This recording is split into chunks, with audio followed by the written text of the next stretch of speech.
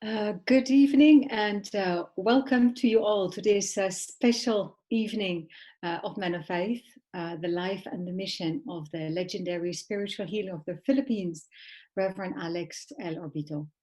Our apologies to those who had difficulties entering yesterday in the live streaming, and I think some of you might join tonight.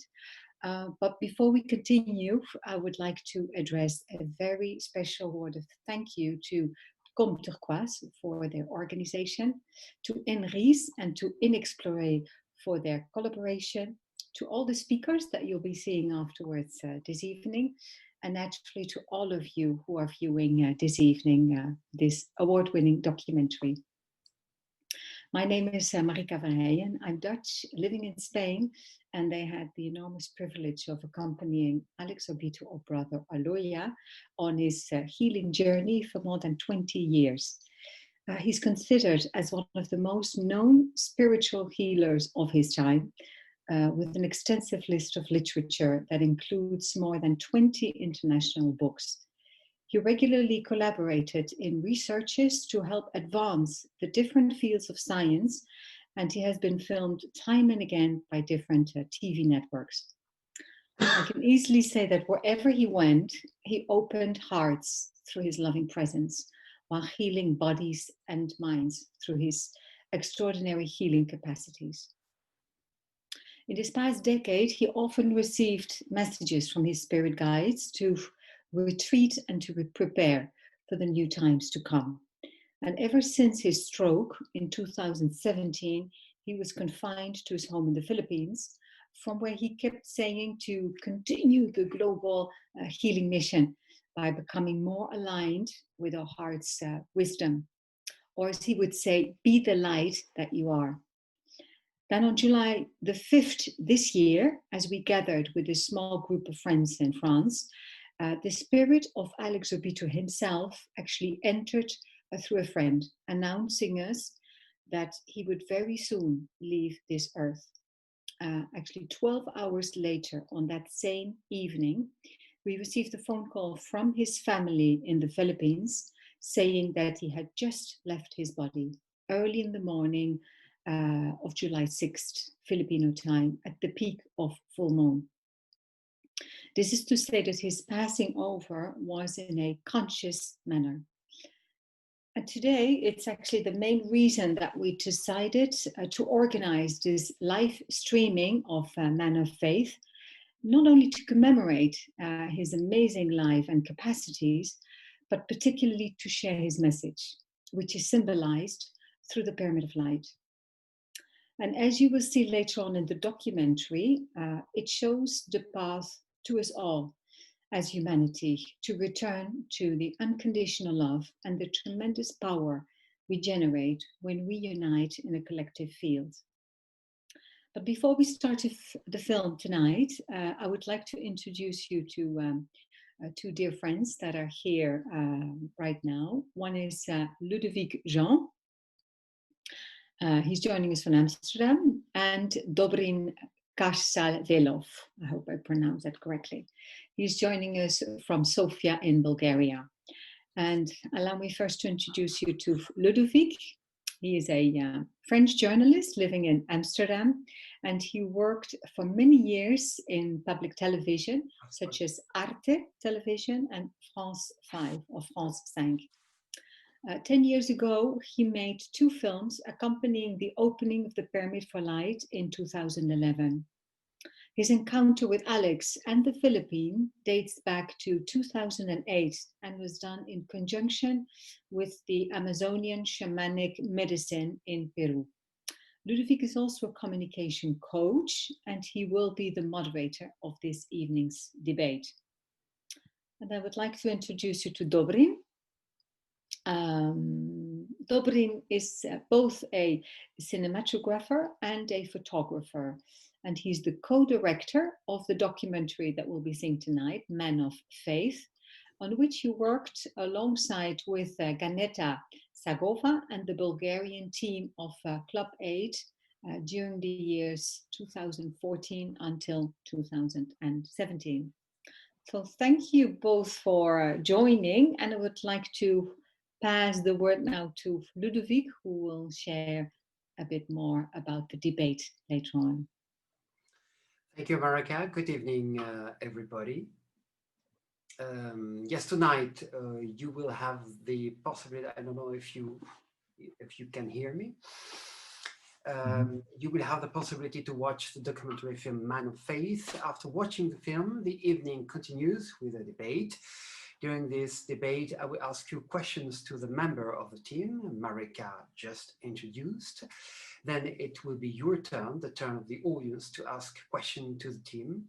You will be able to send your question. They will appear on the right side of the screen. Questions about the film, Alex Obito, Filipino healers, and the Pyramid for Light. Thank you so much, Ludovic. So we'll see you afterwards, after the film, the documentary. And I would like to pass the word now to Dobrin. Thank you also for joining us from Sofia. Would be lovely if you could share also the motivation, Dobrin, at the time for making this award-winning movie, Man of Faith. And thank you also for talking a bit more about the awards that it won. Hi, Marika. Thank Hi. you, and hi, everyone.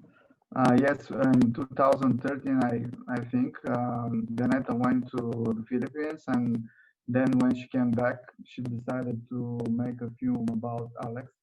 She was calling me and said, "Look, we need to make a documentary about this special hero. He's very open and very beautiful person." So I was a little bit skeptic, but when we go to the Philippines, I saw with my eyes that he is very, very open-minded and with big heart. So yeah, we started the filming, and our motivation then was just to show him as a hero.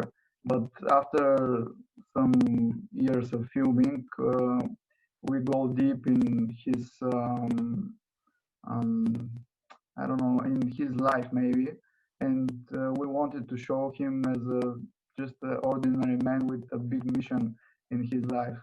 So it was not only a professional project, but it was very personal project to every one of us.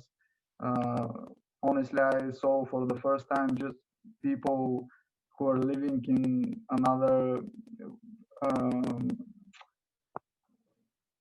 were living in another level, and I was very impressed, not only by Alex but from the other people. And yeah, in 2016 we went for the last time in the Philippines, and we did the final shots, which are my favorite ones. And you will see after some minutes the film.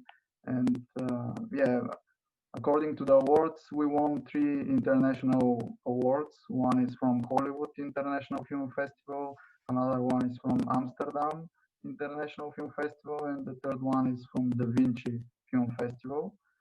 And this is a small present for um, our work. Yeah. Thank you, Marika and Dobrin. But for now, I don't want to let you wait more and invite you to watch this film made by Dobrin Kashavelov and Ganeta Sagova. The film lasts 60 minutes. We are back in 1 hour for our debate and to answer to your question. I wish you an excellent screening.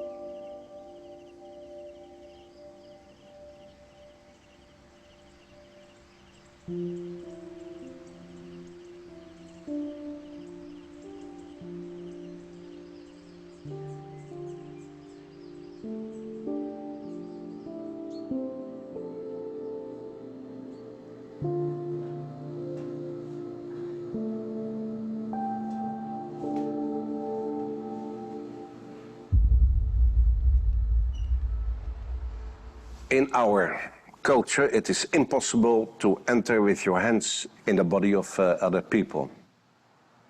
So, it must be trickery. Punto. I am not trying to prove it to the world or to prove to you that it's real or not. I don't care. I have to prove it to myself. I am very, very skeptical. Took me many, many years to really accept that there is such a thing.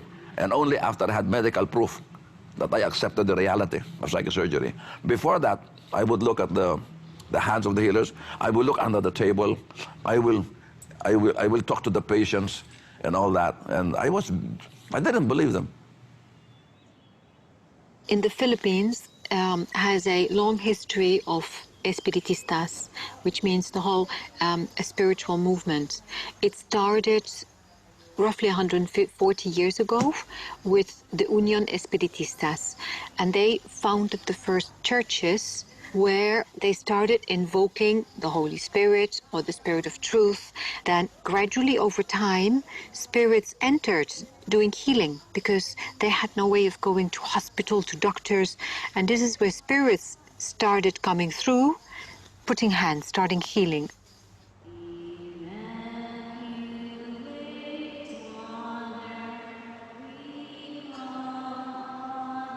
The cost of medication, the cost of hospitalization, the Western type, is very expensive. And we are a poor country. The Philippines, as well as Brazil, are very spiritual.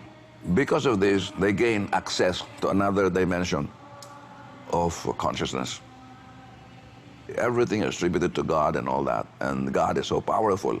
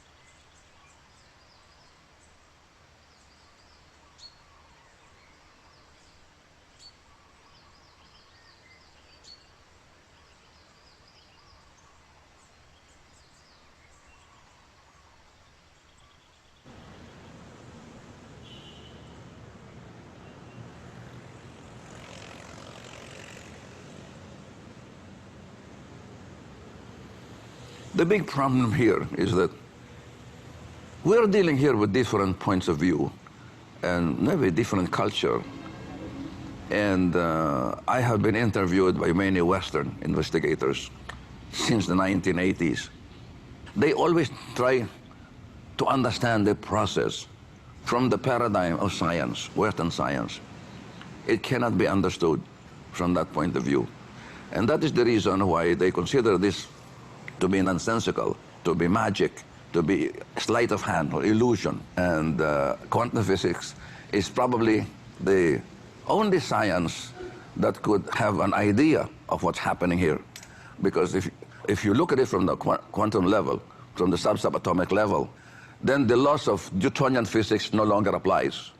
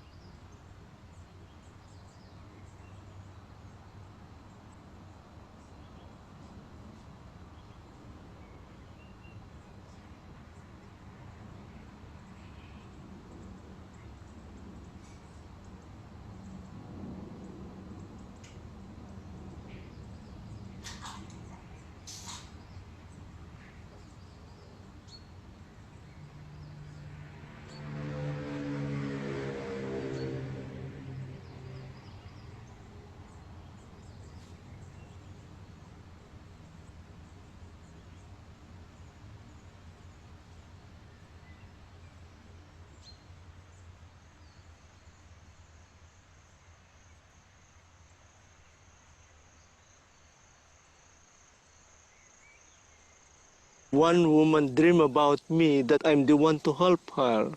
And that is why my mother told to me, Alex, you will go. How come I go? I do not know if I have power. No, you must pray and you can feel the blessing to you. And when I pray, I feel cold here to spread to my body, like my body, my energy change. Like that Devi spirit come to me. My hand is tremble, and the body of the woman is tremble too, because of the energy that I put. The following morning, the old woman that she could not walk in 10 years, she walk again. That is the beginning, and I become healer.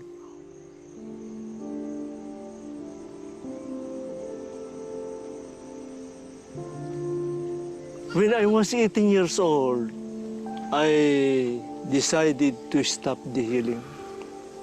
I help many people here, but they are giving me only 1 egg. I apply as a cleaning the place until I studied to become a photographer. One night, they invited me to take a picture. When I come back, they stolen the equipment. They suspect me that I'm the one to plan all these things. And they put me in jail. If you are suspected in the Philippines, they put you inside the toilet. They put me very hard time in life. I pray again to God, and I heard the sound.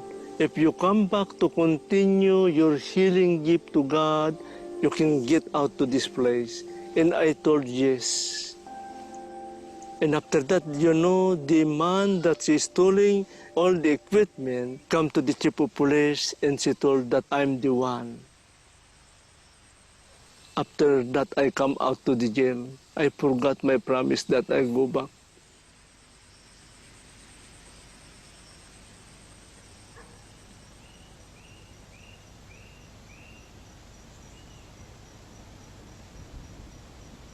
Преди 15 години получих онкологично заболяване, меланом на кожата. И след проведена тогава терапия и лечение, 10 години преминаха и аз получих второ онкологично заболяване, не-Ходжкинов лимфом. Тръгнах да търся причините за това второ мое заболяване, какви са. Случайно попаднах на този филипински лечител Алекс Орбито и разбрах, че аз никога не съм намирала път към Бога. Опитвала съм се само по традиционен начин да се лекувам, което е било моята грешка.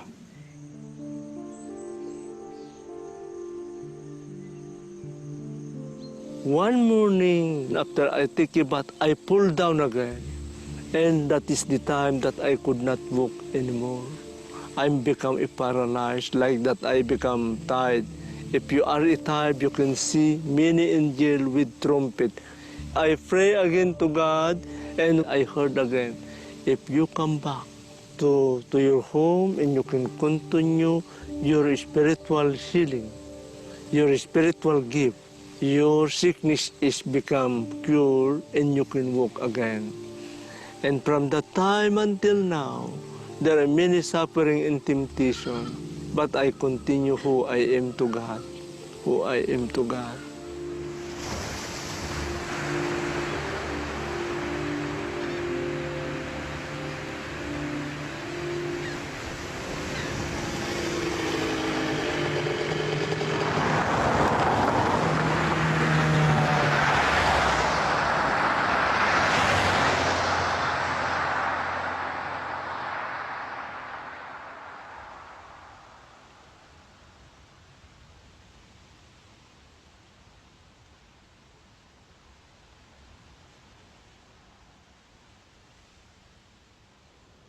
C'était l'année dernière. L'année dernière, j'apprends que j'avais un cancer du sein. Donc, j'étais chez la gynéco et la gynéco commence à me dire, bon, ben, je vais vous faire une prise à 100% par la sécurité sociale. Et je lui dis, non, non, c'est pas la peine. Je vais aller voir un médecin philippin. Et en fait, je connaissais Alex. Alors, ce qui était très drôle, c'est que la gynéco, elle était complètement scotchée, elle était complètement stupéfaite. Et elle me dit, mais vous savez, ça marche pas à tous les coups, les médecins philippins. Je lui dis, oui, c'est sûr, vous avez raison, mais la chimiothérapie, ça ne marche pas non plus à tous les coups. I'm a doctor, so I must see results.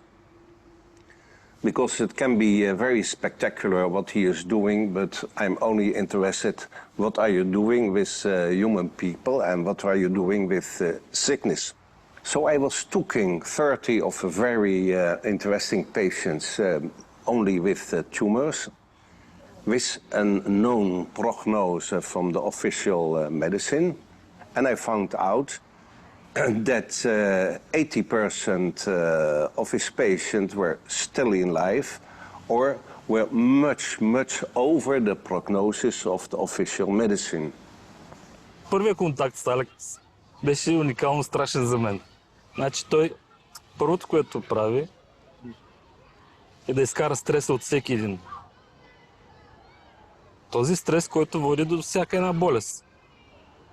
При мен си чува такъв звук от отваряне на гърди, че аз се тръпнах. На следващия ден ме привика там при него. Лягай пак. Тук ми сряза нещо направи, не знам. Той ме побутна и вика, стани. Виж какво изкарах от тебе. И видях действително 3 бобени зърна. Но за мен вече не беше чудо, защото видях по-големи неща. Вади от хората. За мен това... Даже не се очудих. Не знам. Просто нелогично е да... Всичко, което е тук е... Well, what is happening, there is a materialization and there is a dematerialization. Before is a dematerialization because he's entering in the body, and then there is a materialization of something, what seems a bloody substance. And he's saying also, well, what I'm doing is taking out negativity. I feel I can understand that. I can understand that the message that your unconscious is giving is good, but he's doing that in a form of negativity. And he's taking that out. He's changing something in your unconscious, and then you are healing.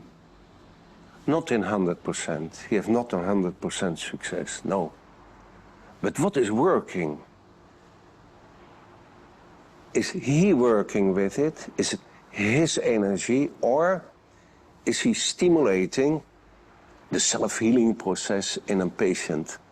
Because the demonstration is spectacular, so it has a big impact on your emotional feelings, what is happening there.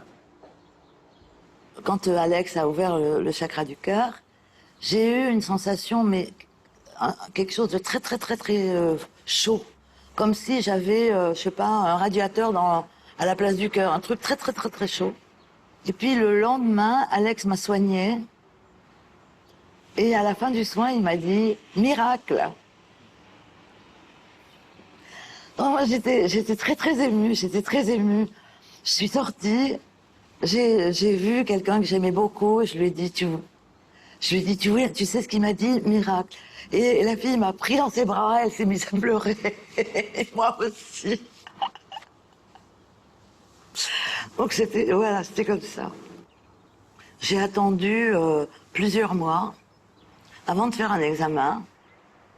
Et là j'en ai fait un à peu près 3 semaines avant de venir. Et on m'a dit que j'avais rien.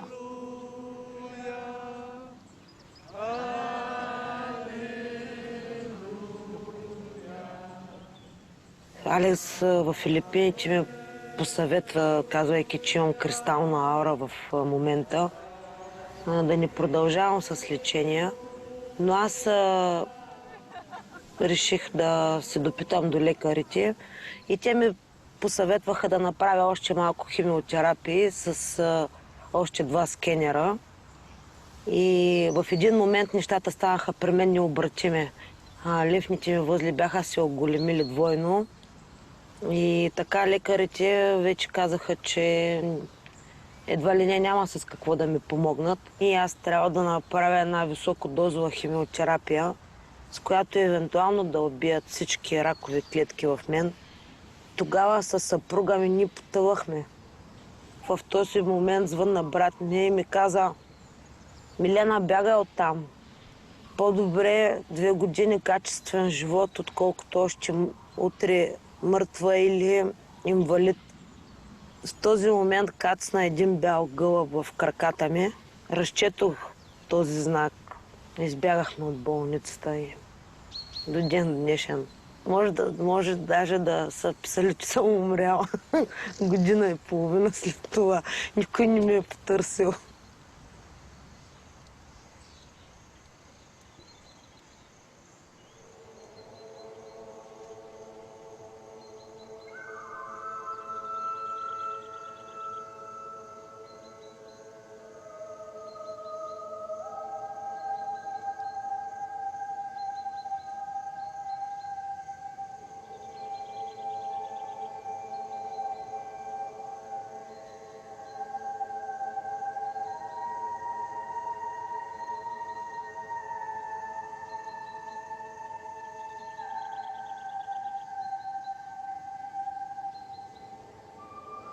Бях изгубила някъде в далечината духовността на Алекс, нещата, които ми беше казвал тогава.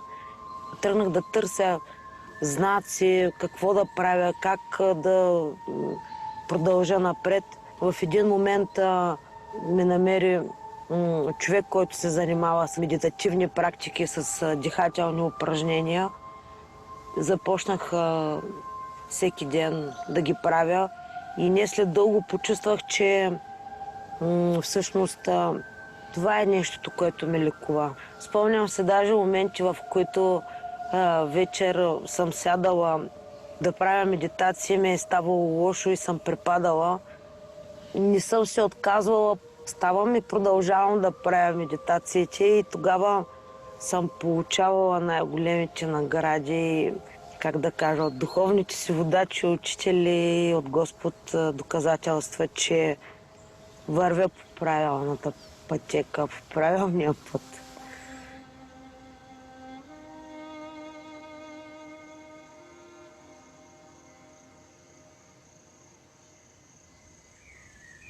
The healing from God is your faith.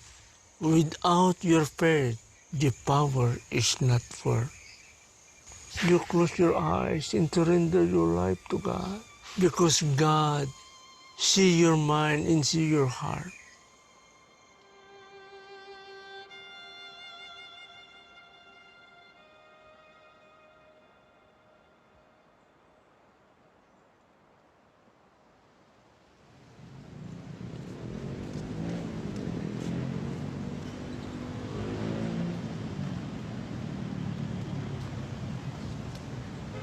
What I can tell you is that I have scientific proof regarding some of these operations.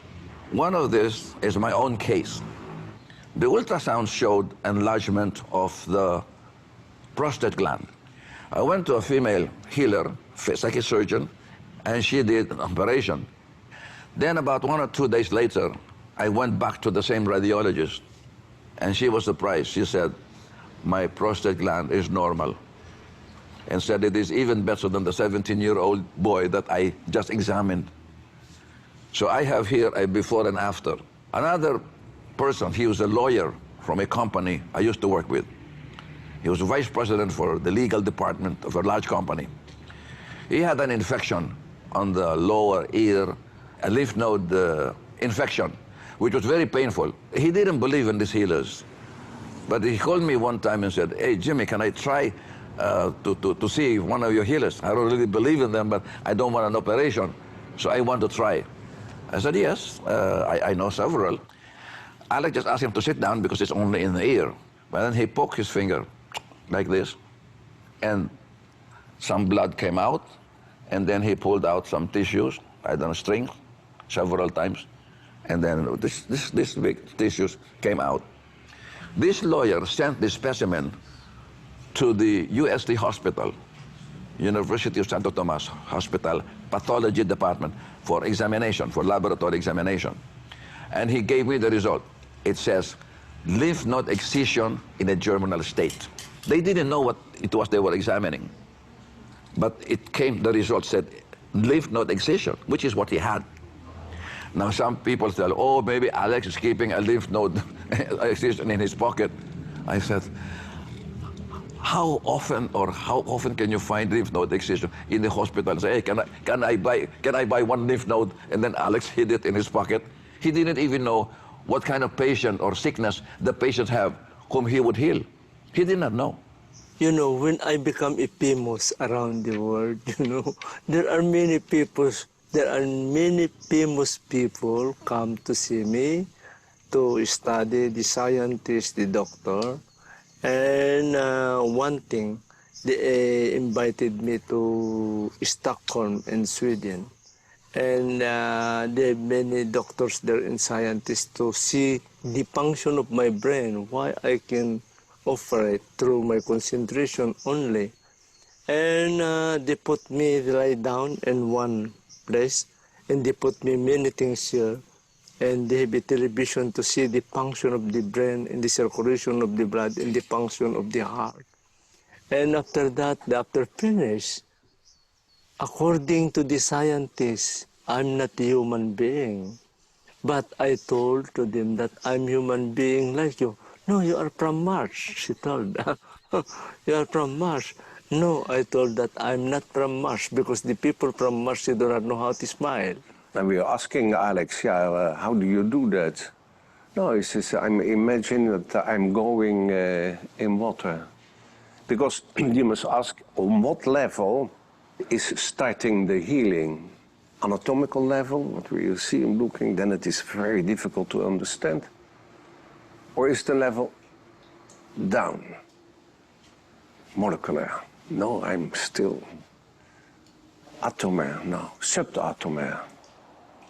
And then subatomaire, where is no matter, is only energy. And there we can influence with our minds stuff. And I think so it has happened also with he.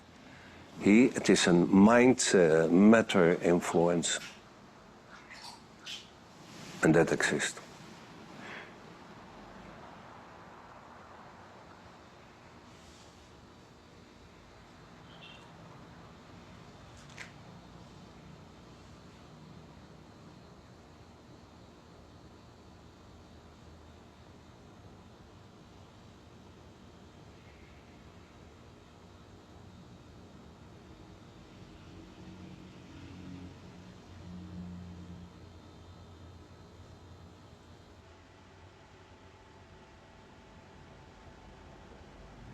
A Chinese Filipino who had stomach pain. He went to 3 different hospitals. They found nothing. And when Alex said, this fellow is a victim of witchcraft, and then he pulled out a dead cockroach. And I have the picture. I was there. And then I asked him, how come it does not show in the X-ray? Well, because he said it is not on the physical plane. They will not see anything. It is on the etheric plane. The X-ray cannot take pictures on the etheric plane. The Friday of the last day of the healing, they told me that I have this black magic. The feeling was very strange. It felt like someone was going inside of your body and just taking things. I was still looking down, and then he said, do you want to see what we took out? And I said, no. And he put this thing in front of me, and it was some leaves from a tobacco. So he told me that it's normal if you feel sick because we take out all this energy. Your body has to rebalance because my body got used to living with this.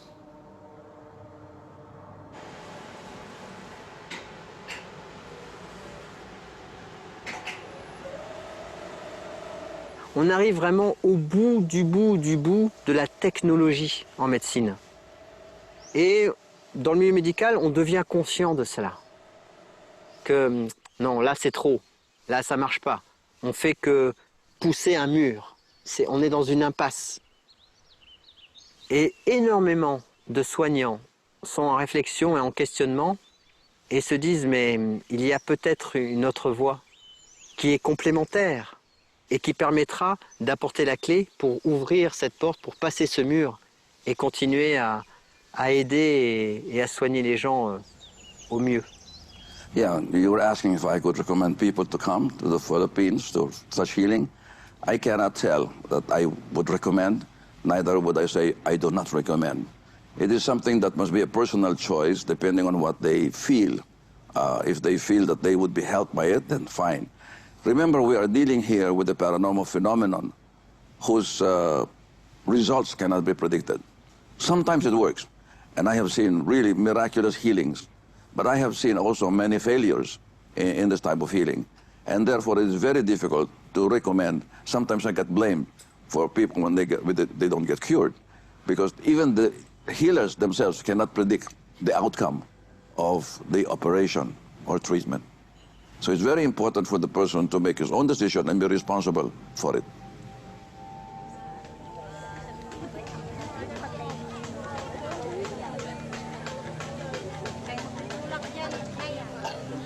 I feel, I saw, I see that new world is come in heaven.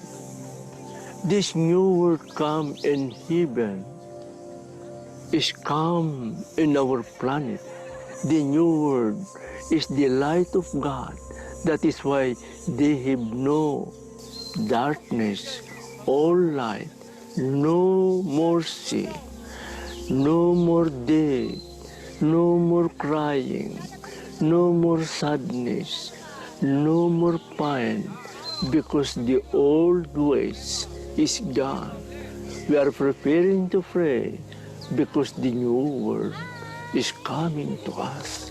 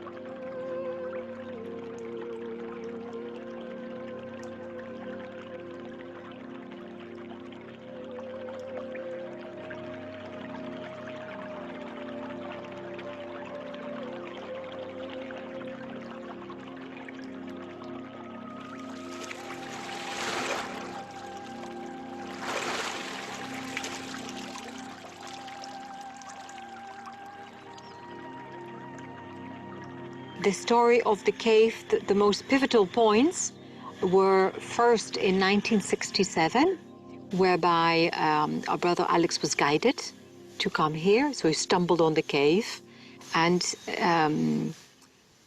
this is where he discovered his cave for the first time. When he came back and meditated inside the cave, was for the first time the being of light, apparition of the White Lady. And she says, do not be afraid, I'm the White Lady, or the Lady of Light. And she's been giving very beautiful messages. Always the message are about love and unity. Around 2005 and 2006, that she kept asking to build the Pyramid for Light close to the cave. We were asked since a longer time for certain people to come together. So we went inside the cave, and while we were chanting Om, I was actually very close to Brother Alex, and I could feel he was going into trance, and he did like change, and he hit with a hand the water. I almost in that fell backwards because it was so loud that I almost fell inside the lake myself, and I heard afterwards, I'm Jesus.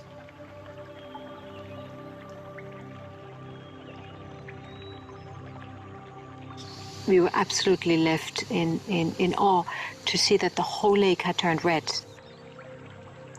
If you go through such an experience, it's, I don't know, it's like the whole mental stops and the world stops.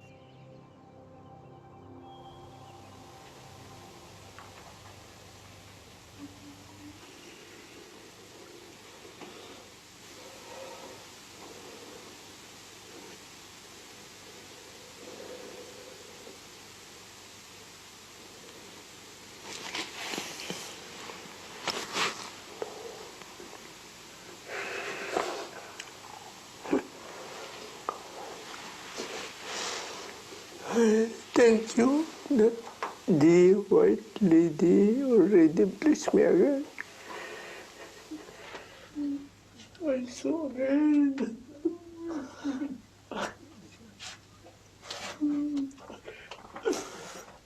That's so long.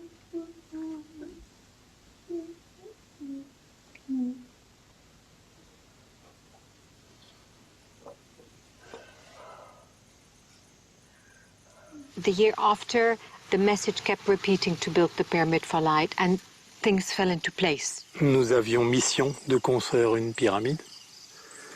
Le contrat avec la société de construction a été signé en avril 2011 et la saison des pluies commençait.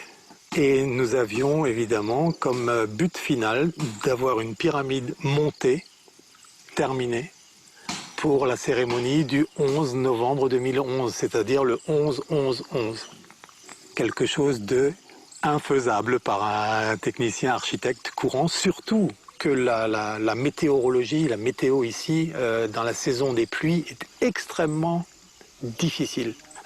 Pour disposer la pyramide, nous avions dû trouver l'emplacement idéal pour cette pyramide.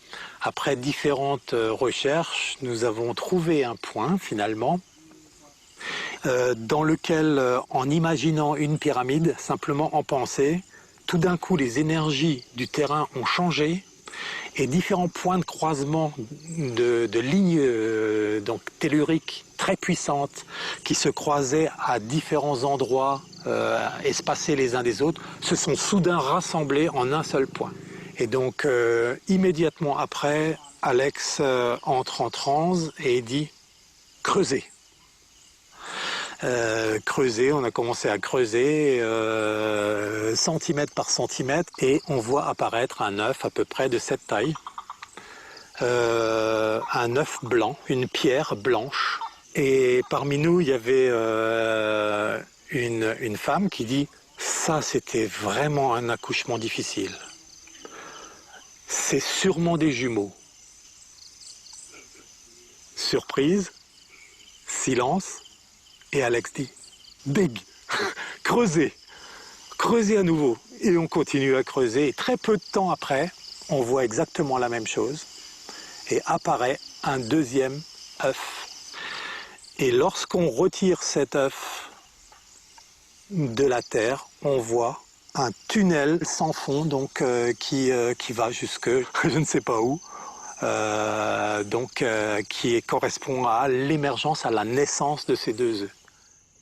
Nous voyons ici au centre la pierre qui a été matérialisée dans la terre, la première pierre qui est sortie avec les énergies de la mer, et la deuxième pierre avec les énergies du Père a été positionnée dans l'apex, c'est-à-dire tout à fait au centre là-haut de la pyramide.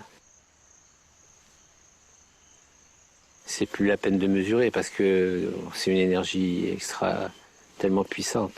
Tous les temples, les anciennes civilisations ont construit ces pyramides sur ces réseaux sacrés. Et c'est le travail de cette pyramide, c'est de recevoir les énergies spirituelles et de les envoyer dans la terre, dans la matière, pour faire monter le niveau vibratoire de la planète et monter le niveau de conscience de l'être humain.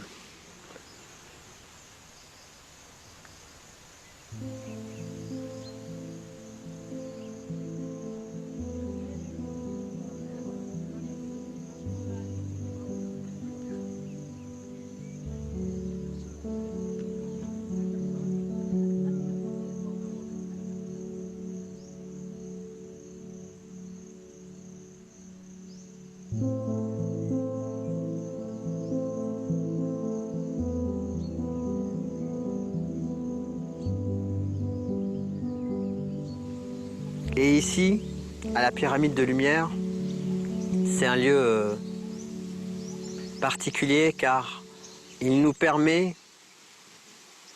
d'être en lien avec vraiment la nature, avec la terre-mère, avec la nature profonde. Effectivement, l'humanité s'est éloignée de sa cause première. Sa cause première, c'était d'être relié à l'amour divin, à l'amour du Père, et de faire circuler, de faire évoluer cet amour toujours entre tous les peuples, entre toutes les races, entre les hommes et les femmes. On peut vraiment garder espoir. Certaines personnes vont faire le choix de rester aveugles et de rester déconnectées des énergies d'amour et du monde de lumière qu'il y a autour de nous. D'autres personnes, au contraire, vont faire le choix de revenir à la source, de revenir à cette connexion avec la nature, avec les énergies de l'univers, du monde et du ciel, et surtout avec leur propre âme, avec leur propre énergie.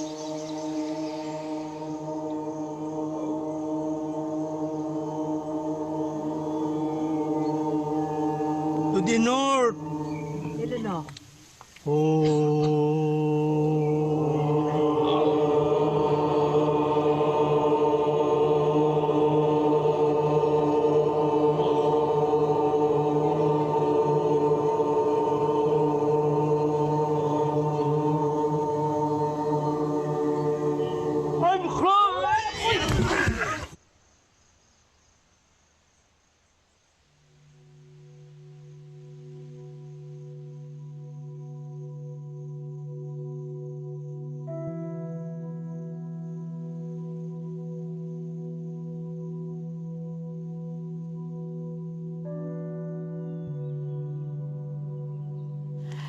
So a channeling, typically when a being of light comes through him, it depends which being of light comes to him to see what happens to him as well.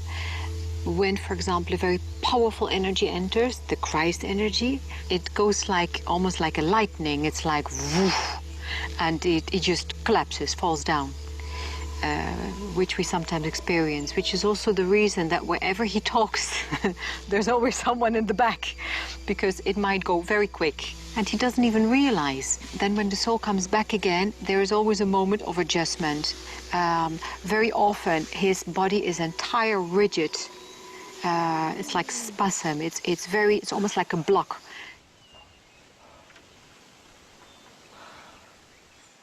Et dans la salle d'attente, où Alex faisait la bénédiction du matin, c'était un dimanche matin, je me souviens très bien. Lors de la bénédiction, il a canalisé Jésus.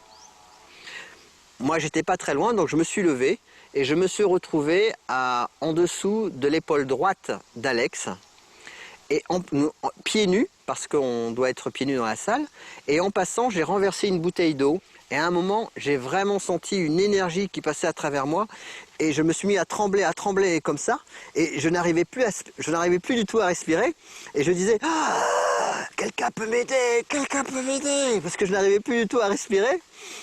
Et quand la canalisation s'est terminée, là c'est tombé, mais je me sentais vraiment frissonner de partout, comme si j'avais été traversé par un courant de plusieurs milliers de volts.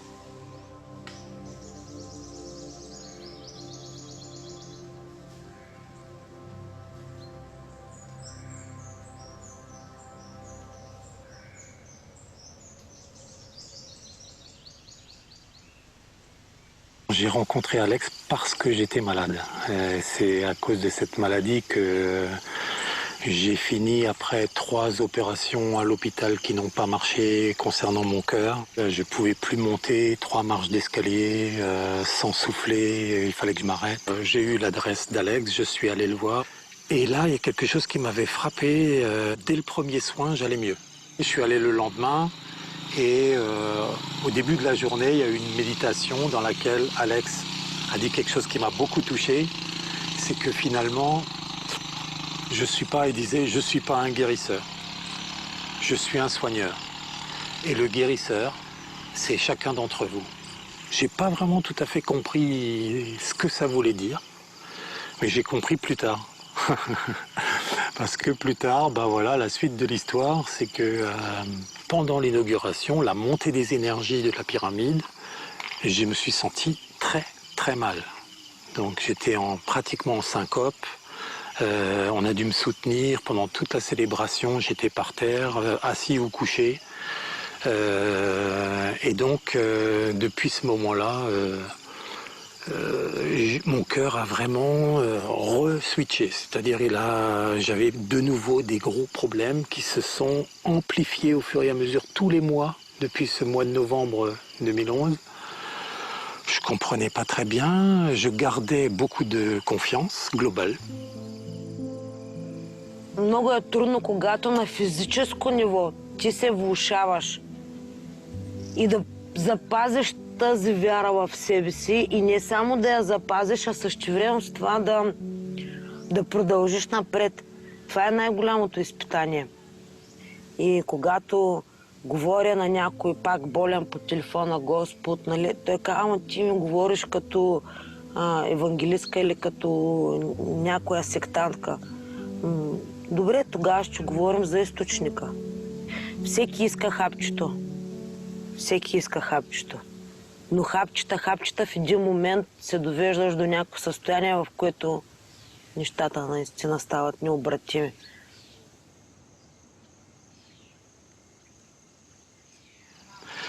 En cours de ces quelques mois-là, j'ai eu la chance de rencontrer à nouveau Alex, qui m'a dit que finalement, on m'a fait comprendre qu'il ne pouvait rien de plus pour moi.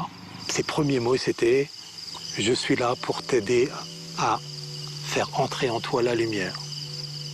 Аз съм губила няколко пъти тези битки, нали, защото това са битки, нали, с духа ти. Всъщност ти трябва да разбереш, че духа е над тялото. И тогава излизат на свето думите на Алекс, който казва: всеки носи божествената частица в себе си. И честно да ви кажа, съм благодарна, че получих това второ заболяване. Ако искате, ми вярвайте, както искате го разберете, но наистина съм щастлив човек. И няма значение какво ще се случи утре, тъй като времето е относителна величина. Това пак го разбрах от Алекс. Finalement, à l'occasion d'une méditation un soir, j'ai eu une expérience d'extase où j'ai vu la lumière rentrer dans mon cœur, se concentrer dans mon cœur, qui a explosé de lumière. Et là, j'étais flottant dans l'univers. Je me suis retrouvé vraiment sans limite, dans l'infini. C'était une expérience magnifique et je me suis endormi là-dessus. Et le lendemain matin, sur mon oreiller, depuis 20 ans presque, je n'avais pas entendu ça. J'entends tout tombe, tout tombe, tout tombe.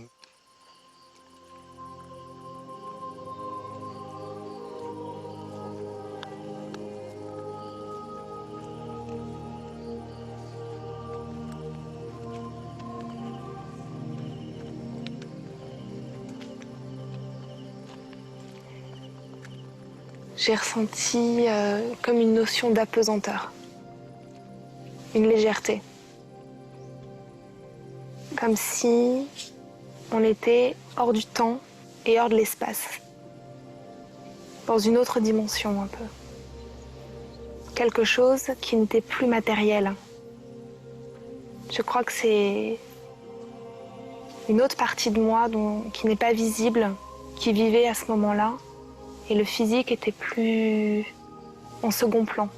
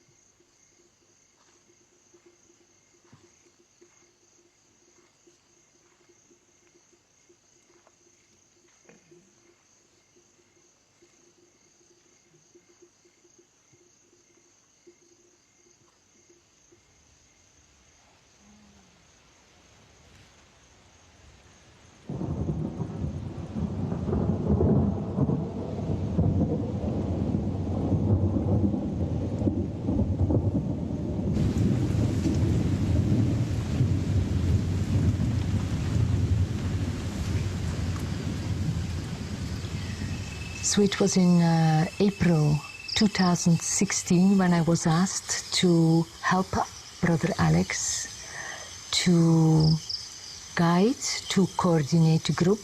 Actually, he came just in the morning like he always does when he started prayer. But this time he took the phone, he started to sing, which he usually never does. Right away he started to sing, and already in the first sentence it happened all so fast. I looked next to me and he had just fallen like a plank down.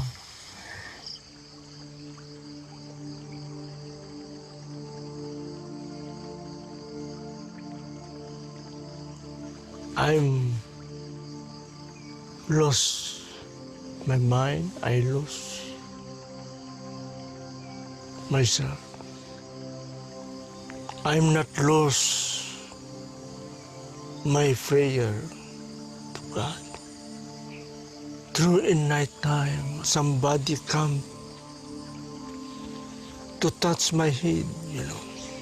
When I wake up in the morning, my mind is already connected to understand that I have new connection of my life.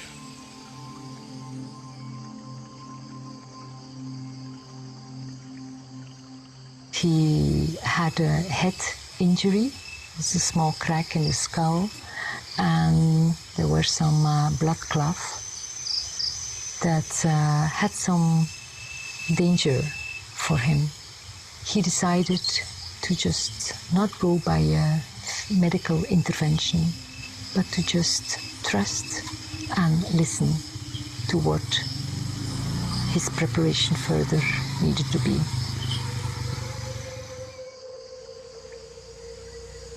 In my dream, there are many people in the wheelchair and many people that I saw them and I put my hand like this, you know. Not touch one by one. And there are many people meditating and concentrating in the hand. You are all one to help the people.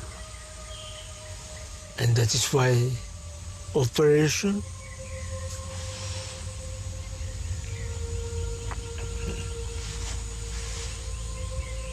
I believe that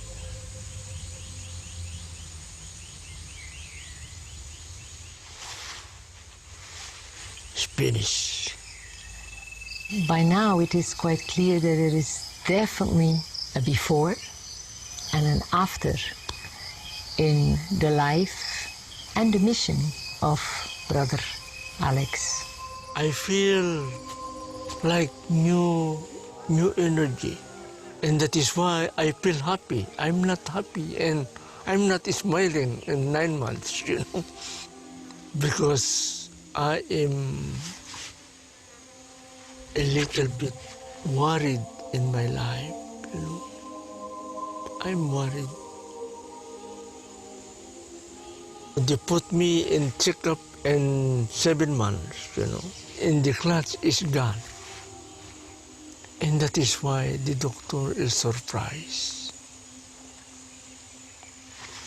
God's plan to my life is the winner. I'm already new energy in new life. New man. We are only stranger on earth. And that is why we must prepare to love God. If you love God, God love you. That is the important. If you love God, God love you.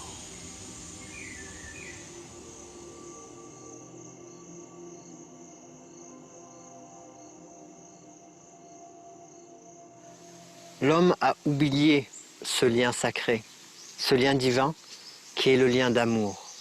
Mais ce n'est pas une erreur en soi, c'est un chemin. L'homme a décidé de prendre ce chemin de la matérialité, de la dualité, de la domination, de la violence et du pouvoir. Peut-être pour pouvoir arriver maintenant à retrouver cette union et cet amour sacré qui relie toutes les choses et tous les êtres, qui relie tout l'univers.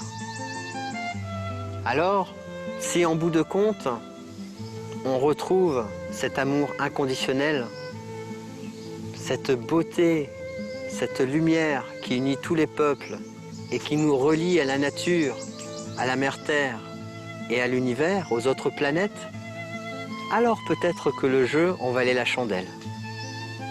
Et que ce chemin a été le plus beau chemin qui soit.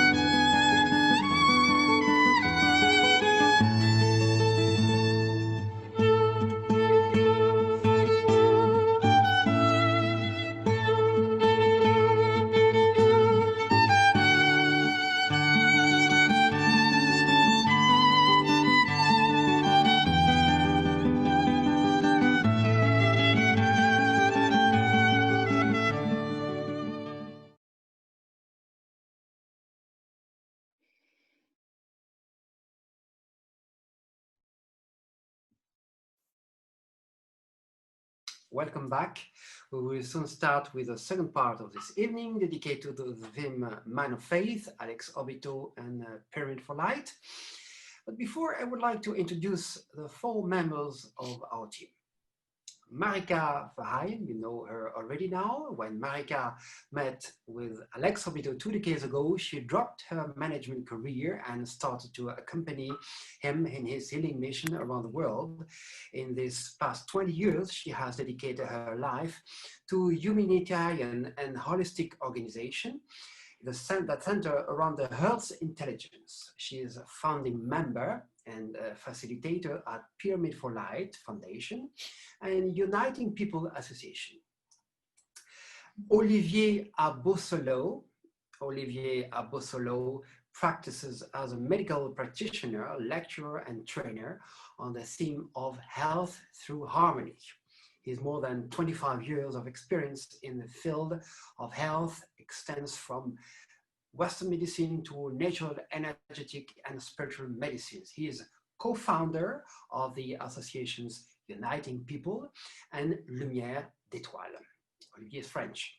Josiane de Wachter from Belgium, de Wachter, I would say. Josiane spent most of her life traveling, living and co-creating in different international communities and centers aimed at spiritual growth and eco-consciousness. She studied traditional body energy therapies such as Taoism, Buddhism, yoga, and Chinese medicine, which she combines with more Western lifestyle modalities. At present, Josiane teaches yoga and guides group seminars and retreat. And at least Rémi Florian. Rémi is French. Rémi Florian is an engineer and architect in Saverne in France. He is passionate about sacred geometry and specializes in the biology of homes, a practice that studies the link between the built environment and the health of its occupants. He met Alex Obito in 2006 for treatments in Germany and became part of the architectural co-creative team of Pyramid for Light. And now I will ask some questions to the team's member, but you can already send your question. They will appear on the right side of the screen. First, maybe a general question to everybody, to all the team's members. Maybe first to Marika. What was the reason for meeting with Alex and what most impacted you? Hi, Ludovic. Thank you for the introduction. Well, it was when I met Alex a bit over 20 years ago. I went through an extremely busy and stressed phase of my life as a company director. And at the time, I was accompanying a friend who was terminally ill and also rather skeptic. So he urged me to go first to an intervention with Alex so that he could decide what to do actually. And so it was quite by surprise that all of a sudden, it wasn't planned. I was laying down on the table. And well, the treatment with Alex, as you know, it lasted only for a few minutes. And I was a bit flabbergasted. I mean, that same afternoon, I went home feeling extremely tired. And at the same time, a lot of emotion that emerged. So I was actually crying for hours on end. And I would say, looking back, I realized that he resolved some kind of a deep emotional blockage, which allowed for more heart opening. So not surprisingly, shortly afterwards, I actually decided to leave the business world behind and to follow a completely different path, which was so much more in alignment with my true self. I would say at the same time, meeting Alex, there was something so familiar as if I'd met him for a long, long time. So when he asked me to help him in his mission, I didn't hesitate for a minute and I said yes immediately. Looking back in all these years, I would say what most impressed me about Alex is his greatness of spirit. Yet at the same time, his humbleness, his humanness, his closeness. I remember in the middle of, sometimes there were large audiences, quite tense, serious, and a lot of suffering because quite a lot of people were ill. And then all of a sudden he would stop and start singing. And he definitely did not have a singing voice. But it would just shift the whole energy in that room, in that space. And his favorite song, for those who know him, is definitely "My light is your light is my light." And there are actually so many amazing experiences, memories, messages. So there was a point where I promised him to write it all down one day. So there will be eventually a book where all these messages will surely be, gathered. To end it off, Alex was not a man of many words, but whatever he said, it was very meaningful. When he spoke to the audience before starting the healing, he would very often say, to people, start accepting and loving yourself first. He said, often we will say to each other, I love you. And he said, how can you love somebody else if you do not yet accept and love yourself? So he would always say, start seeing the beauty in yourself, because that's where you start the healing path. Thank you, Marika. I have the same. So there's a book who will be edited to publish very soon, or I just started recently gathering, so it will take some time. But hey, you never know. We'll see. I started the first 30-40 pages, so we'll see. I'll need to be a little bit patient, because right now I've not yet advanced further since last year, December, but it will come. Okay, we are very excited. Same question to Olivier, our medical doctor, the medical doctor of the team. What was the reason for meeting Alex, and what was what most impacted you during this encounter? Yeah, so good evening, everybody. And sorry for my English or Franglish that I can use for this evening. Yeah, the first time I met Reverend Alex Orbito, it was in June 2010.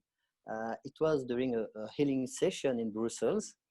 And I was accompanying a friend of mine. She was blind, and she came for a healing with Alex Orbito. And I hadn't made an appointment for me. It was only to accompany this friend. And during the prayer that Alex used to do before beginning the healing, he channeled Jesus Christ, but completely. It was a complete incorporation of the energy of Jesus Christ. And when Alex did that, his body was very stiff and very heavy. And Marika asked to the men present in the attendance if someone would like to help the co-healers to carry, to support, to carry Alex, because Alex was completely unconscious and stiff and very heavy. So I stood up and I put my hand just on the right shoulder of Alex. And at that moment, as I say in the movie, it's the event I describe it in the movie, I felt something like a wave of energy go through me from my head to my toes. And it was so strong that all my body was completely stiffened. I couldn't move, I couldn't speak, and I couldn't breathe. It was incredible, very surprising, and I didn't understand at all what's happening to me at this moment. But then when the channeling stopped, Alex became very soft and light again, and I felt my body completely empty, and I was able to breathe and speak, talk, and move again. So it was my first meeting with Alex. And then I accompanied my friend for a treatment, for a healing. And she was the first to undergo the healing because she was blind.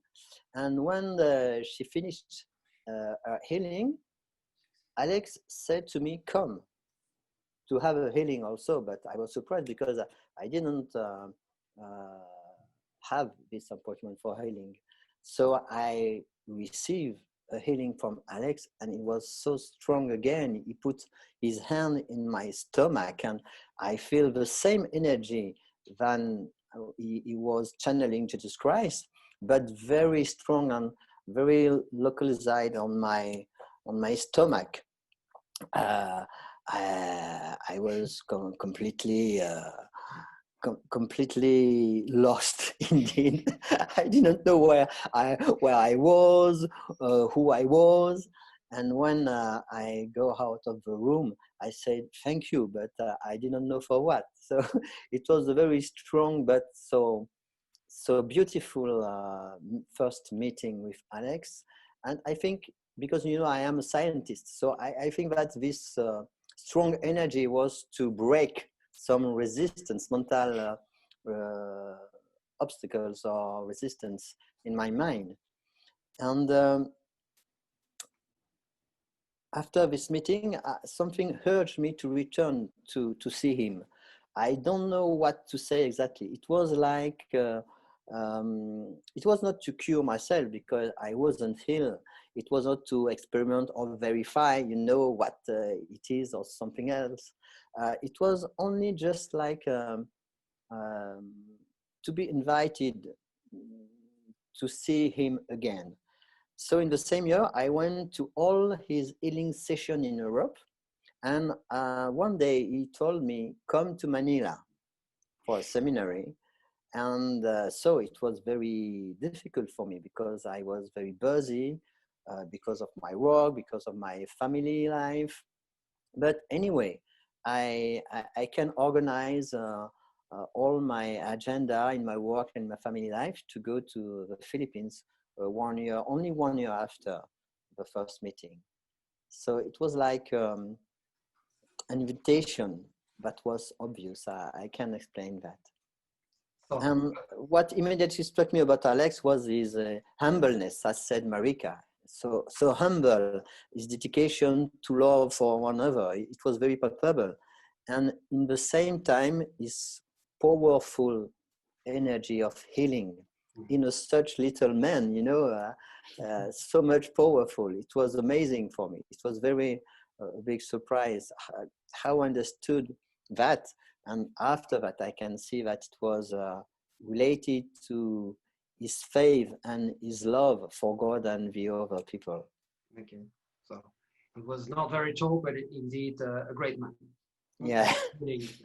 Just to make it clear, because you are a medical doctor, just precision of course, we remind that healing made by Alex Orbito or a visit of the Pyramid for Light never replaced or never pretend to replace medical treatment. It has nothing to do with that. It's on work, and also the Pyramid are working on another level, more energetic and spiritual level, which can eventually afterwards unlock invisible blockages, renew energies.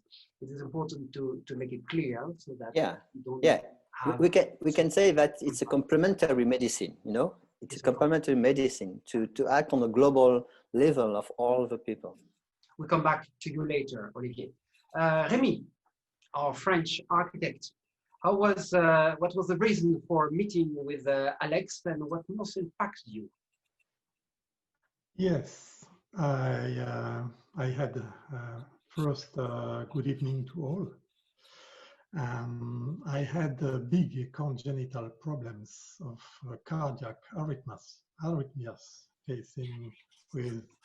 I tried many solutions for a long time. First internal with relaxation, meditation, autosuggestion, then medical, alternative, and finally allopathic, supplemented with 3 interventions, surgical procedures, but without real success.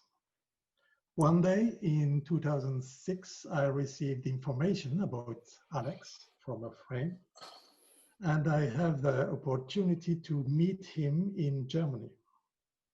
From the first time he touches me, my heart immediately stops fibrillating, and I feel a deep inner calm.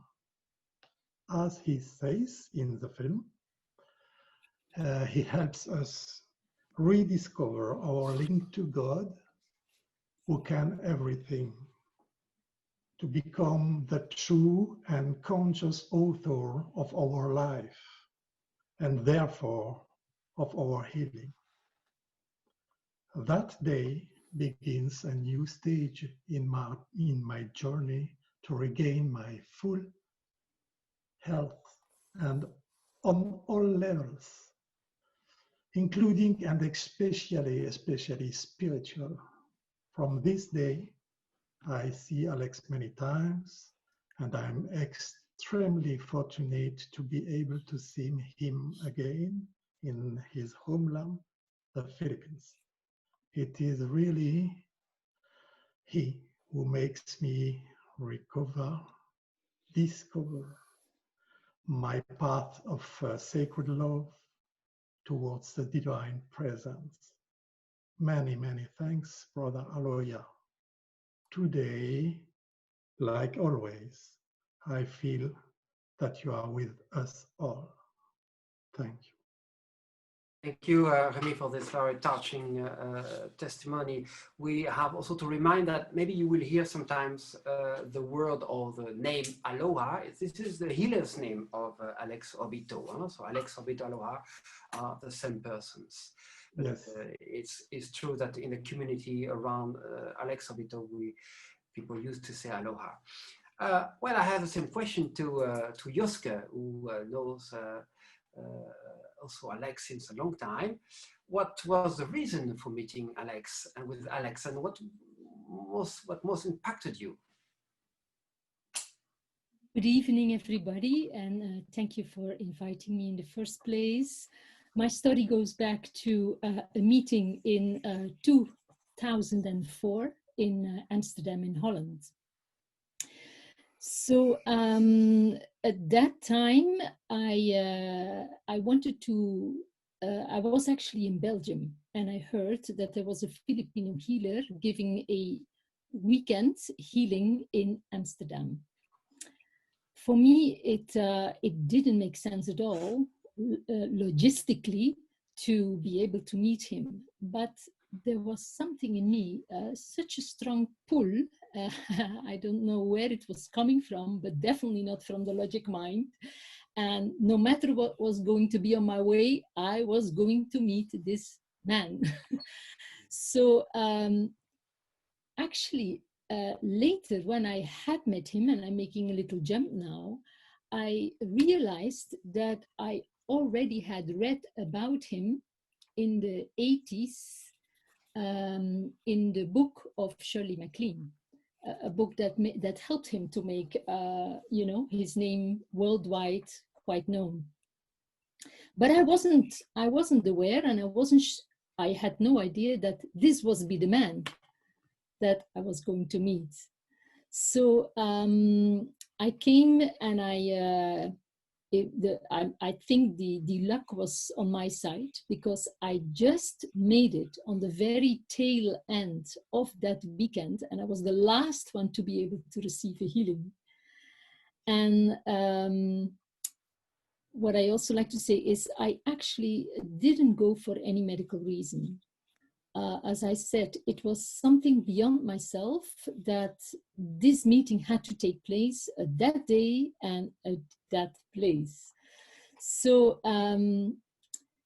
I was waiting in the waiting room, and I think the effect already started, or maybe the healing already started, because there was like a jolt of very strong energy came over me with a uncontrollable release of tears. Afterwards, I understood it was a deep and all-trapped energy that was released from the heart.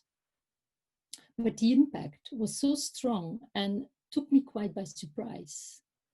Why? Because I already by then was not unfamiliar with spiritual openings. But this was different, because usually I would have these spiritual openings after, for example, long retreats or deep meditations for quite a while. And this was like something that struck me effortlessly, beyond my control, strong and gentle at the same time. And I felt a very deep shift in energy and perception, beyond time and space, actually. And it was so impacting that that evening, when I walked home with a big smile, I walked like a drunk in the streets of Amsterdam. And it was as if all dense matter had become etheric. And I was just floating along the canals, feeling the love and interconnectedness of all. So these strong heart openings and shifts in perception reoccurred more over time during my long involvement with the organization around Brother Alex. And what was also very striking, and again, beyond the normal logic, when I was after that healing, I said to the organizer, I'm here to offer my service and my experience for this organization, which I had done for the past 16 years till the present moment, and now to be continued as a new chapter, and further germinating the seeds that Alex has planted in the many hearts of people.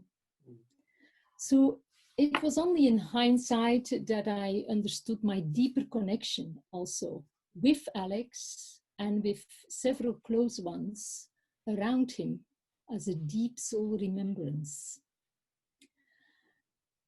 For this, I like to really express my immense gratitude to Alex, also to Marika, who has been my dear sister with whom I worked all these years together, and the many people crossing paths during these years of involvement.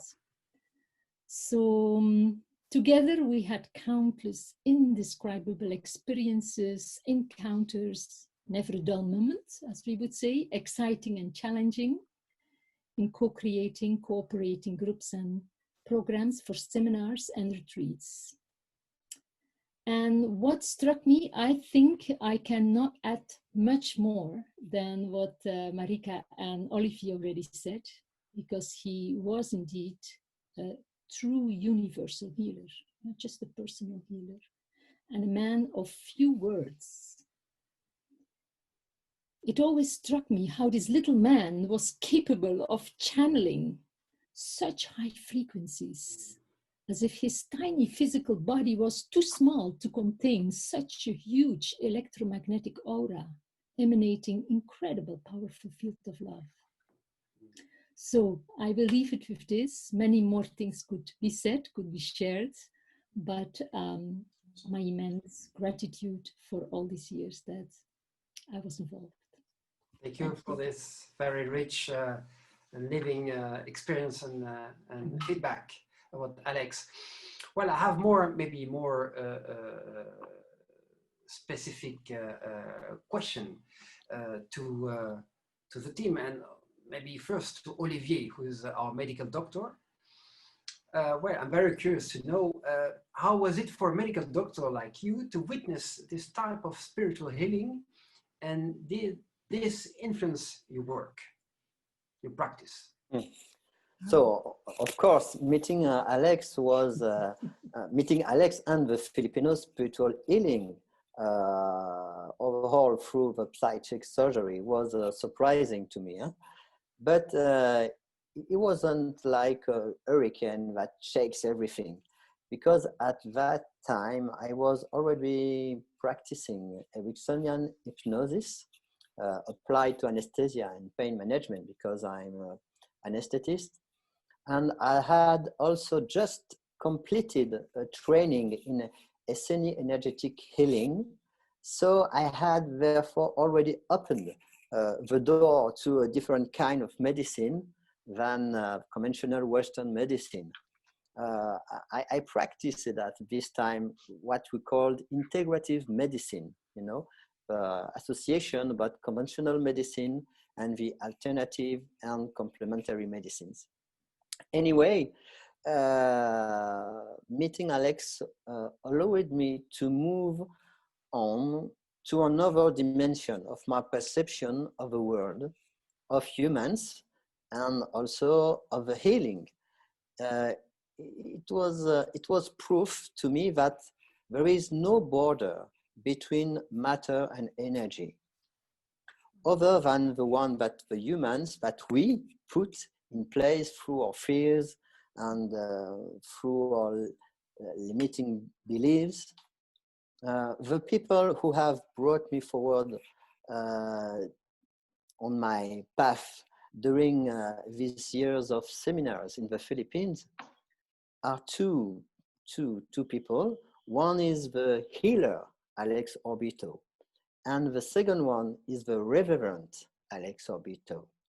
Because the healer allowed me to approach and accept this perspective of the world and the human as energetic world, that there is no border between matter and energy, between the human and the divine. And the Reverend Alex gave me the strength to integrate it into my daily life and into my professional practice through the prayers, through meditation, and through this universal love that Alex always named in his sessions, which is a permanent connection to the divine. So it changed me, yes, not only in my professional practice, but overall in my perception of the world, of a human, and who we are. And as Alex said, whoever we are and whatever is our religion or race on earth, we all have the same God to invite into our lives, because God is love. And if we keep it in our heart, we will always be protected during our life on earth, because the divine love is our source and our true nature. And meeting Alex and this kind of healing was for me to accept and to integrate this true nature of love, of divine love. Great medicine. Yeah. Great treatment. Marika, can you explain more about, because we heard about it in the film and we spoke about, of course, the spiritual dimension. Well, there's a spiritual figure in this film we can see, and who is very present in the Philippines, in Mabini, in the Pyramid of Light. This is the spirit guide, White Lady. Can you tell more about this White Lady and her messages? With pleasure, yes. As you could see in the movie, there was a cave, and it's actually in this cave that during the seminars and the retreats in the Philippines, we always went to this cave and we spent there one night in meditation. And it's a place which before was and still is actually in total pristine tropical nature.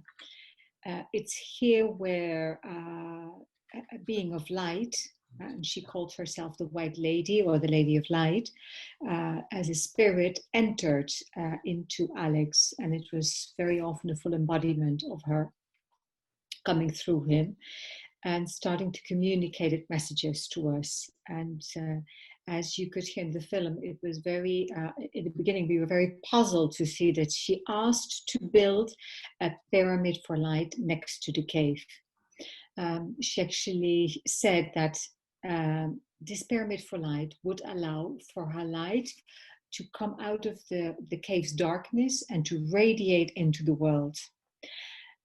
She literally actually said at one point, it's time for the bird to leave its nest.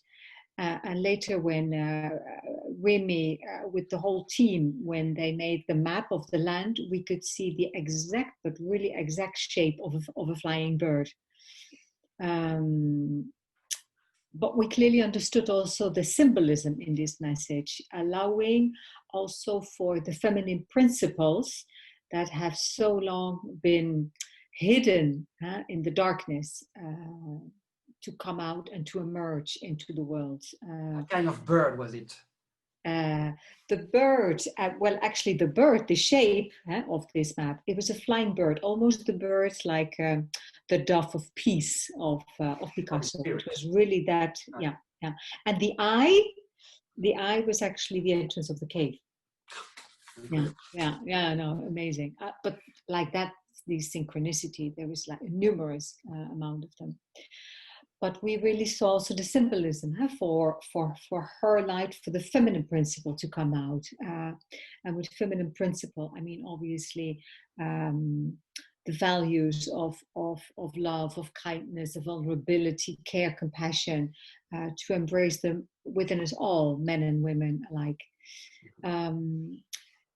As we followed her guidance, because you might have, in the movie at one point, I'm explaining how this whole lake that was inside the cave, through one, clapping of the hand of the Christ energy, the whole lake became red instantly.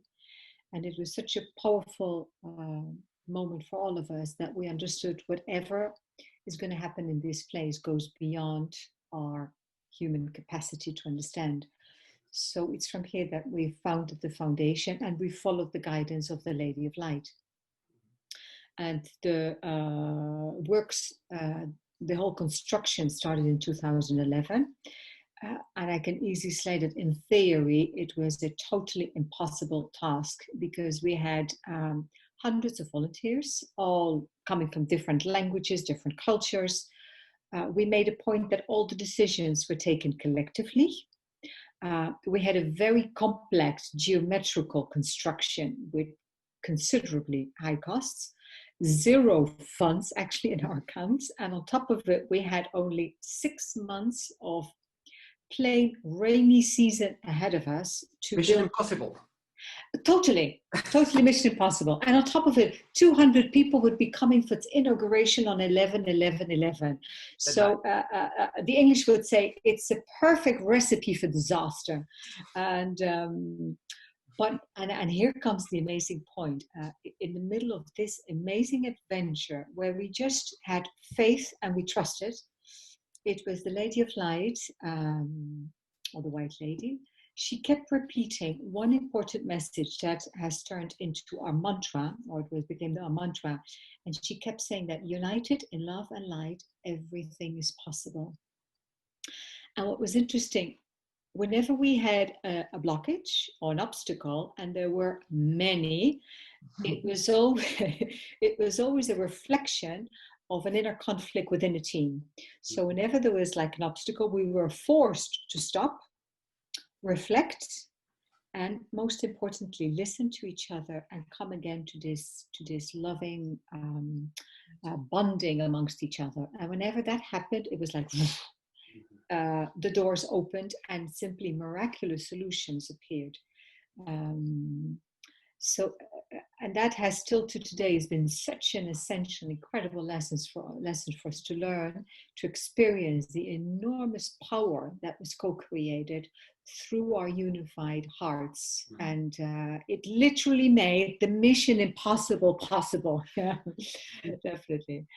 And I would like to finish off on this question, Ludovic, by making a reference also to these times where we go through such a deep crisis, bringing to the surface how disbalanced actually we are as a human society. And by connecting deeper with our hearts and our true loving potential, we can actually give birth to a new and a more balanced humanity that is respectful for all living systems on Earth. And I would say this is particularly what the White Lady or the Lady of Light has shown us through the Pyramid of Light. Yeah, as Eckhart Tolle said, the new Earth. Yes, totally. Well, let's speak about this big challenge, because we are very lucky to have with us Rémi, the great architect, the man who made this architectural miracle possible with Jean-Jacques Briouzeau, the geobiologist. And what I would like, and also another team, Sylvie Parent, but I would like to ask a question to Rémi. How was the Pyramid for Light built, and for what purpose? Can you explain us? Yes, thank you. It was around, like Marika said, around the mid-2000s, that under the inspiration of his guide, White Lady, Alex felt that it would be soon be time to start building the pyramid. He had dream of since he was a child. In March 2009, while I was in the Philippines for a healing seminar, he and I found that we had the same dream. We see a nice path passing through different points of colored light coming from the earth. This path allows the pilgrim to successfully purify his chakras. A little higher, the path leads to a beautiful pyramid shining with white light. With the blessings of his guide, White Lady, Alex then asked me to participate in the DD team made up of Sylvie Parent, specialist in sustainable development in Quebec, Man Bacha, architect in Lebanon, and Jean-Jacques Bréluseau, geobiologist in France, and myself. In August, we analyzed the energies of the land where the pyramid is to be built. What a journey. We first opened the peripheral paths, the path of the bird, like Marika said. Then more in the center, we discovered the chakra paths, whose points of energy colors are revealed to us very easily. A little higher in a natural clearing, we find a very powerful place which will become the exact heart of the future pyramid, where absolutely exceptional currents of cosmotelluric energy are concentrated. Alex dedicates this place on site with the same day in our presence. Then we start a long period. We are in 2010 with the design of the technical studies in collaboration with Filipino architects and engineers. Our choice was inspired and little by little turned to a very refined construction with golden proportions, made very simply with 4 white reinforced concrete pillars. The excavation of the foundations are blessed with water that Alex consecrated in the king's chamber of the Pyramid of Cheops in Egypt. He visited a few weeks before. All the concrete in the whole pyramid is made with the water coming from a blessed spring near the construction site, which gives a very nice frequency. In the heart of each pillar, we place a core of 3 bamboos from the ground to the tip to vitalize the construction and put it in close connection with nature. In May 2011, begin the hard works, really, throughout which we feel all, even the labors, the presence of the spirit of the place, White Lady. During an epic rainy season and under extreme conditions, construction of this building is really proceeding miraculously. I am very impressed on the place with the courage and the perseverance shown by the Filipino workers who pour 200 tons of concrete manually made and up to over 13-meter high. And on 11/11/11, on the night of the full moon, the pyramid is inaugurated in the presence of about 200 people from all over the world. The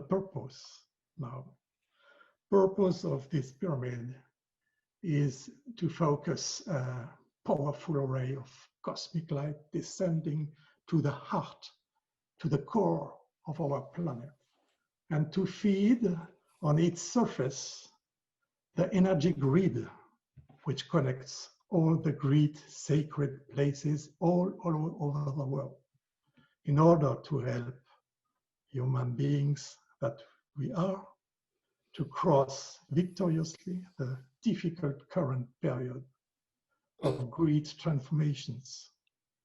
Many, many thanks to White Lady, to our dearest brother Aloya, and to all those involved in this wonderful achievement. Thanks. Yeah, it's important what you said, because it's indeed the work of a whole team, not only the architects and the participants, but also the workers, the Filipino workers, who are very hard workers, and without them, nothing would have been possible, of course. So now this Pyramid for Light does exist. It's a healing place. So I would like to ask to Josiane, what programs were held at the Pyramid for Light? Yes, of course, I'd like to speak a bit about that. And thanks to Remy that he first gave a good kind of geographic outline of all the sacred places that had been built. And I think it was Marike who already mentioned one of the most extraordinary aspects is that all this information was informed by the White Lady. Nevertheless, then we as humans had the challenge to put that information into a form and a structure. And we did that. It was quite a challenge, but again, in cooperation and with a lot of resilience because of the conditions, we managed to do that. We then created a quite diverse and balanced program. And that was always the functions as a foundation, like a map, a compass for the participants to walk their inner journey. That is actually when, as soon as people come on the land, that's the purpose of the use of the sacred land. So that these people could, in a very safe and supported environment, undergo their individual transformation and healing process in their own pace, their own rhythm, and supported also by a group and a field of love and care. That was always principles that we stood by and that we created all together. So the Pyramid of Light seminar and retreats are on many levels an experience of allowing the inner heart's wisdom and the potential to unfold. As I said, it's a walk and a journey that follows a sequential initiation path. So the people come together, and every day we would have quite a full program with a variety of, for example, giving information on the heart intelligence, on the heart coherence, breathing, on the about the chakras itself and all our subtle energy systems. Then there would be some energy exercises to do something physical as well. And then we would proceed and do every day a walk through sequential, through step by step, through each station, a build-up. And that was quite a healing in itself. It consists also first by starting the birth path walk in silence, and that is the first thing we did together as a group to ground. Then this chakra trail with the different chakra platforms, each vibrating and built on its corresponding energetic vortex, and finally coming together in the Pyramid for Light. So for the people who have been there, it's going to be quite easy to remember and imagine it again and maybe feel the power of it. For those who haven't been yet, when the lockdown is over, I invite everybody to experience this because it's very powerful on all levels. So during this program, what happens, obviously, there is a gradual opening, a gradual purification and activation of each of our energy pathways and channels. And these steps are quite important to come to first a unified realignment of our systems before we then, as a group, also can build up the unified field together. Because this unified field then further builds through the power of the pyramid, as Remy already explained. This pyramid also functions as a very powerful generator and transformer, from where it then spreads these energies into the 4 cardinal directions of the earth. And yeah, this forms the essence actually and the purpose of the program. But there, and maybe to finish off, there are other and more tools that support the process of the participants, such as meditation, breathing exercises, information, as I already said, and also what we call now the uniting circles, which is circles we form in small groups as a safe platform in which people connect from the heart, supporting the healing process of each individual. We might maybe later, if there are questions, say something more about it. All people can visit the website. We maybe can mention it in the chat. Okay. And then as the last, what supports this whole process as well are certain rituals and ceremonies connected with deep inner silence, nature, the elements of the sacred ground and trees at the pyramid for light, and all contributing aspects that build up an enormous collective field of love and unity. And that's the essence. Thank you very much, Joske. Now we can start. Feel free to ask your question. As I told you, they will appear on the right side of the screen. We have a few minutes. We're a little bit late, but we try to answer to the question you started to ask. I have a question of Melody. Would you explain a little more the purpose of the pyramid that was built? The purpose of the organization, also Pyramid for Light, the foundation Pyramid for Light. Who could answer to this question? Maybe Marika, no? To the about the foundation Pyramid for Light. Oh, she's muted. Marika, we cannot hear you. Back again. Marika. Yes, back again. I think Remy, as well as Josie, already touched base on the purpose of the foundation of the Pyramid for Light. What maybe is interesting to mention is that right now, with the virus restrictions of this year, we've gone into quite a reflection as a foundation and as a group to see.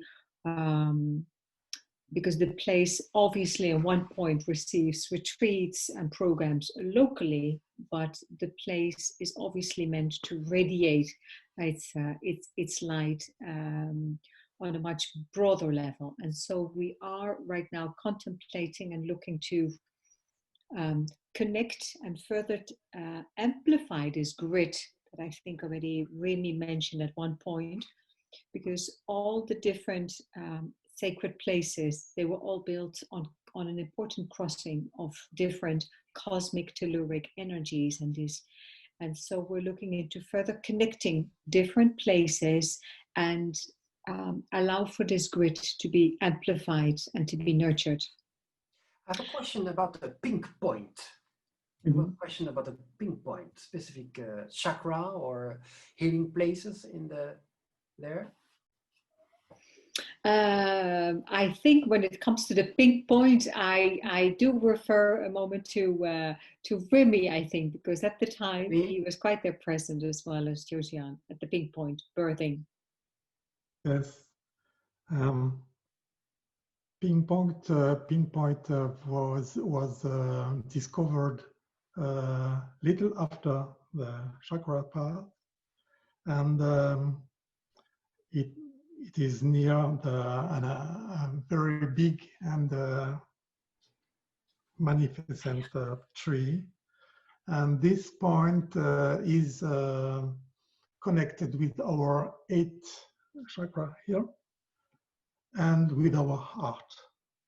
And this point was blessed afterwards by Alex, and it is also a plain part of the seminars we have done there last years.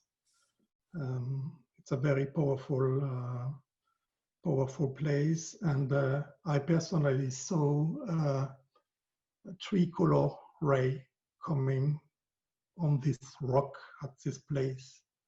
And at the place where this ray came on the rock, I saw a very big and nice light, pink light. And could you feel in your body the energy of this pinpoint? How is it? This energy is radiating and connecting directly with our consciousness, with our awareness of the stars, of the light in the universe. It's very, very special, this place, and it's a meditation place. So I understand it's not so easy to put words on it. Please? It's not so easy to put words on it because it's something you have to live in your own body. Yes, exactly. Yes, yeah. But we can connect. Everybody can connect on this this energy place. We have to speak about and so on. It's clear, but this can be a part of the experience. We can do there, and we can do it all around the world. Okay, we are close to the end, but we will pick one or two more questions. Feel free, of course, if you need practical information to consult, to refer to our website, to the website Period for Life, because there you will find very also interesting information. I have a question, which is a question we had also during the French-speaking evening. Is there a successor to Alex Orbito with the same healing gifts? Maybe Olivier or Marika, could you answer to this question? Who is a new healer? Is there a new Olivier, healer? would you like to start, or me, as you like? Yeah, I can start and you can complete it if you want. I think, you know, as you saw in the movie, at one part of the movie, Alex said, and it was not so easy for him. He said, operations finish. If he said that, is to pass to another level of healing, and this level of healing is inside everybody. You know, it's to become everyone. His own healer. You know, because when you are connected to this divine love, when you are connected to this energy of healing, so you can heal yourself. You can heal yourself. And united in light and love, everything is possible. And when you can do that, it's not only a healing, a personal or individual healing, you are linked, connected to all the hearts of the world, to all the energy of love of the universe, as said Remy, talking about the pink point. And what is important to remember in order to understand that is that when we talk about energy, we talk about balance and movement. To be in good health is to be well balanced between your three bodies, the physical, the energetic, and the spiritual body. So maybe it could be we can have a new healer.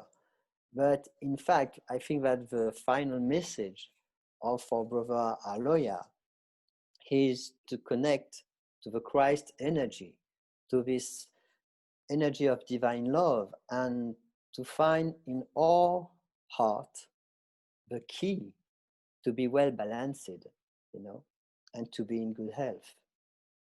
Inner healer. Yeah. The inner healer. Yeah. Okay. Thank you very much, doctor, for your prescription. Well, Alex Obito used to say very often, time has come now. I remember this expression, this sentence he used very often. So time has come now to close this debate and conclude our evening. It was very rich and evening, and I hope you could harvest fruits for meditation, inspiration, projects maybe, who knows. This was also the goal of this initiative and this film. I would like to thank all the team, Marika, of course, Olivier, Remy, Joske, Thomas, Randy, who's close to me, and all the people who are also supporting the Pyramid for Light. We think, of course, of Alex Obito, his mother, Cipriana, Marcos, his brother, and all the Filipino workers who worked so hard with their heart to build in few weeks this incredible place of healing. And I have also a specific thought tonight for Sugera, we saw in the film, and the French psychiatrist and psychotherapist, Dr. Pierre Corret, we also saw in the film. Well, nowadays, I don't need to name the causes of worry on our planet, concerning our planet. I would like to quote the sentence of somebody everybody knows. Please listen to this sentence. No problem can be solved from the same level of consciousness that created it. This was the Nobel Prize in Physics, Albert Einstein, who was very spiritual and a visionary man, as we can see. Well, already in 2011, the message was channeled during the inauguration. We recently spoke about the guidance of White Lady. I would like you to listen at this other message, spiritual message carefully, because it is not the prediction of a human brain. This is a message, maybe a warning, but above all, an invitation. Listen, please. As humanity is entering into a new cycle, it is important to welcome the new energies that vibrate with the heart. The Pyramid for Light has been spiritually guided from the beginning as a catalyst in this process on both an individual and collective level. Through our spiritual unity, we can all support the Earth's transformation towards more love, light, and healing for all living beings. I leave that as food for thought and meditation or prayer. This was the final word. I hope you enjoy all this evening. Thank you for your confidence. Thank you to the audience. Thank you to the team. I wish you all an excellent night and see you soon, maybe. Thank you. Thank you. Thanks.